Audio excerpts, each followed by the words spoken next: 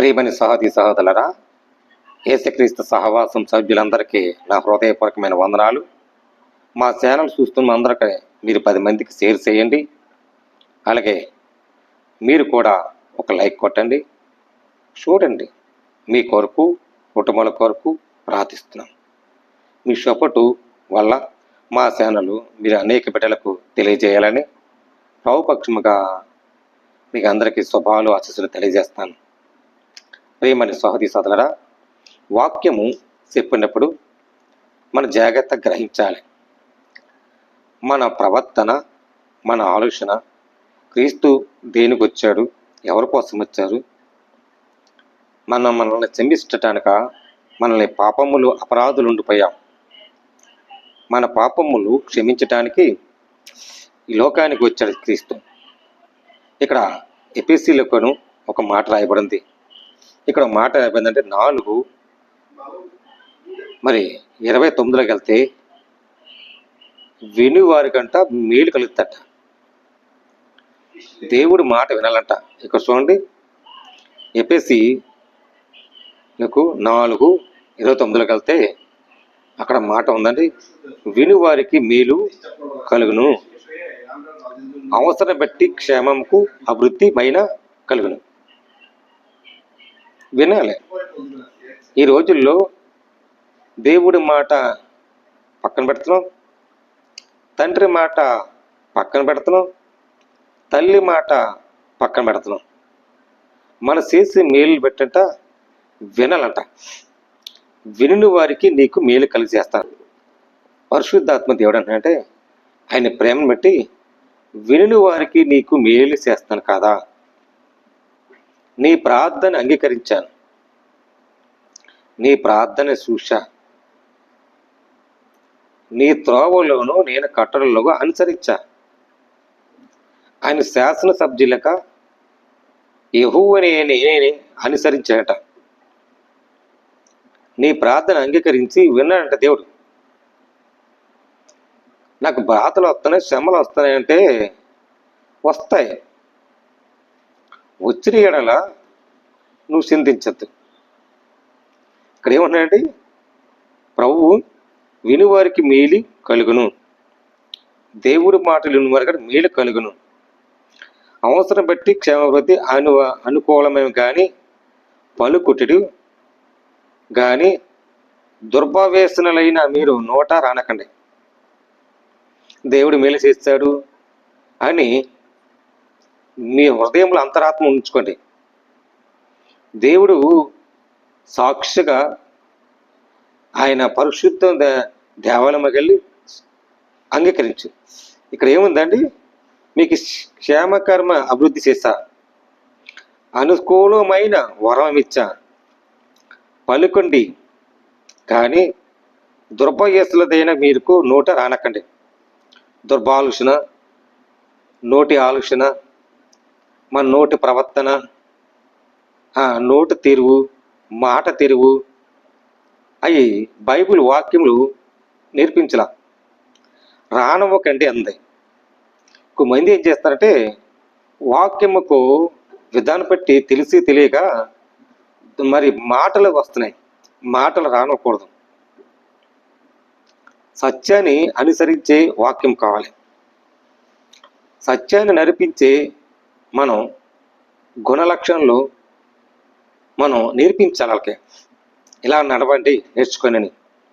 ఈ వాక్యం ఏం చెప్తుందంటే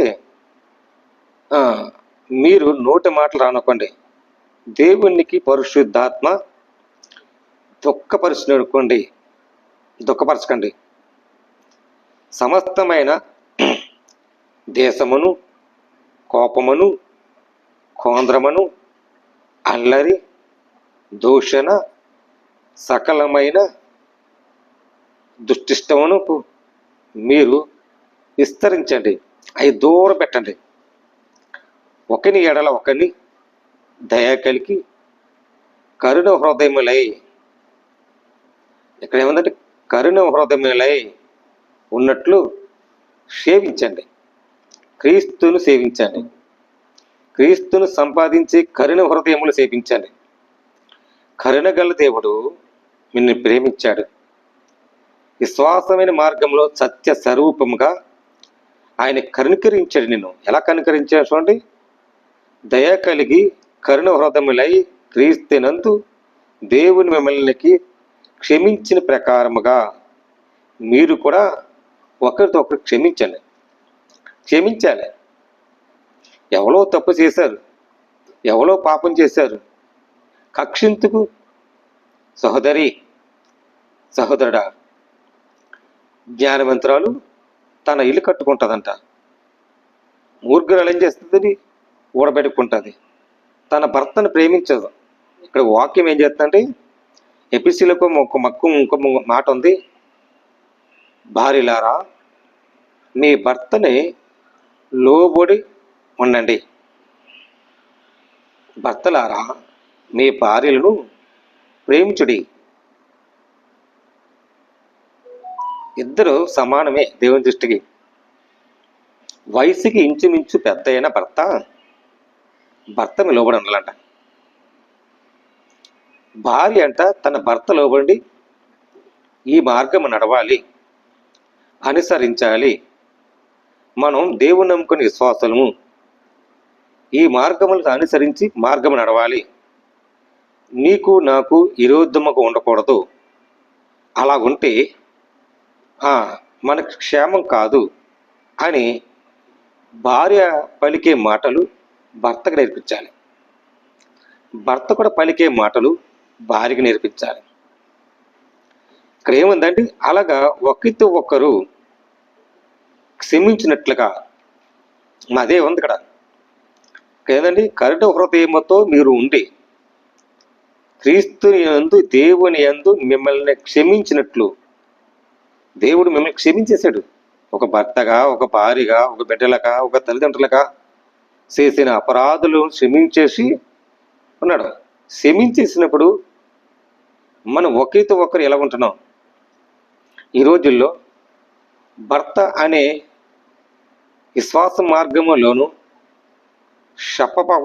చెప్పటం మానేసి తన భార్య ఏం చేస్తుందండి? దూరం వెళ్ళిపోతుంది. పాపాన్ని వంగిపోయి, లేకపోతే ఒక దురాత్మల వల్ల, మాటల వల్ల, చెప్పుడు మాటలు విన్నట అది సాతాను క్రియలంట. చెప్పుడు మాటలు విన్నట్టు నీ జీవితాన్ని ఏమైపోతుందండి? నరడోటి పడిపోతుంది. ఇష్టమంటేనే నువ్వు అతనుకు ప్రేమతో నడిపించు, ఇష్టంతోనే లోబడి ఉండు. కష్టపెట్టి లోబడి కాదు, ఇష్టంతో అంట. కష్టం ఏంటి? నీ ఇంటిలో ఉన్న కష్టం భర్త చెప్పుకోవాలి, నీ ఇంటిలో ఉన్న సమస్య భర్త చెప్పుకోవాలి.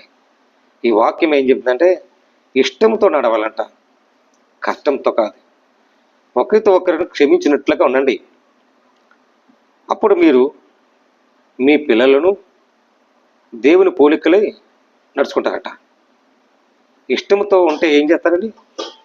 నిన్ను చూసి నీ పిల్లలంట పోలికతో, దేవుని పోలికలతో నడుచుకుంటారు. నా తండ్రి ఇలా నడుచుకున్నాడు, వాక్యం ఇలా చెప్తున్నారు, వాక్యం నడవాలి. నా తల్లి ప్రార్థన పరులు, ప్రార్థనతో నడుతుంది, మన ప్రార్థన నడవాలి, జయించాలి. నిన్ను చూసి నీ పిల్లలు నేర్చుకోవాలి, నిన్ను చూసి నీ పిల్లలు ఆలోచన పడాలి. ఇక్కడ ఏముందంటే, కావున క్రీస్తుని మిమ్మల్ని ప్రేమించినట్లకు పరిమళ వాసనమగున్నటకు మన కొరకు తన తాను దేవునికి అర్పణముగు బలికను అర్పించాడు. తన తానంటే అర్పించాడు దేవునికి. ఈ రోజుల్లో మనం ఎలా ఉంటున్నాం? విశ్వాస మార్గంలో ఉండాలంట. ఇక్కడ ఏముందంటే, మనమంట దేవునికి ఉండాలట దృష్టికి. ఎలాగండి? వినిని వారికి మేలు, వినిని వారికి మేలు కలగాలి. అలాగే దేవుడి మాటలు అంటే మనం మేలు కలుగుతుంది. ఈ వాక్యం రాయబడింది. దేవుడి మాటలు దీవించి ఆశ్రయించిన కాక ఆమెన్. ప్రార్థన చేద్దాం. ప్రేమగల తండ్రి, కృపగల దేవా, నీ స్తోత్రాలు. ఆయన వినిని వారికి మేలు కలిగినట్లుగా నీ కృపలో వర్ధించినట్లుగా ధరింపచేయండి ప్రభా. సాక్షి వారికి నీ సహాయం దయచండి, మేలుచండి ప్రభా. అనేక బిడ్డలు ఉన్నారు, రక్షణ దయచండి, సహకారం నడిపించండి. దేశ విదేశాల కొరకు, బిడ్డల కొరకు, ఫ్యామిలీ కొరకు, అలాగే భార్య భర్తల కొరకు, అలాగే బిడ్డల కొరకు, చదువుల భవిష్యత్తుల కొరకు, అలాగే జాబుల కొరకు అనేక బిడ్డలున్నారు. రక్షణ తెచ్చండి, సహాయం తెచ్చి ప్రేమించు, నీ స్వరము తెచ్చండి, అంగీకారం నడిపించి గొప్ప కార్యములు నాయన విని వారికి మేలు కలిగినట్లుగా అయ్యానన ఒక్కైతే ఒక్కరి ప్రభావ ఎలా ఉండాలో నడిపించాలో ఈ వాక్యం నేర్పించావు. నీ ఆహారకరం నడిపించి స్వరమ తెచ్చండి నాయన, నీ సిద్ధముగా నీ ఇష్టంగా నడిపించి అనేక బిడ్డలకి నాయన మంచి కార్యం మంచి ఫలాలు తెచ్చింది. అలాగే ప్రభావ కుటుంబాల కొరకు ఆరోగ్యం కొరకు ప్రార్థిస్తున్నాం. రక్షణ తెచ్చండి, మంచి కార్యం మంచి ఫలాల కొరకు ప్రార్థిస్తున్నాం. నాయన నడిపించి ప్రభా ప్రతి మార్గములో నీ ఆస్తులు నింపమని, ప్రతి మార్గములో నాయన నీ సిద్ధముగా నెరవేర్చే వరకు కనిపెట్టి విధానాలు పెట్టి ప్రార్థిస్తున్నాం. చక్కగా ఏర్పాటు చేసుకుని కనికి సమాధాన పరిచినట్లుగా ధరింపు చేయమని క్రీస్తు యేసు పరిశుద్ధాత్మ పెట్టమనుకున్న పరమ తండ్రి ఆమేన్. శిలువరత్నమే జయం, యేసురత్నమే జయం, యేసురత్న సంపూర్ణతో విజయమతోను కాక అపాయం నాశనం కలుగాక ఆమేన్.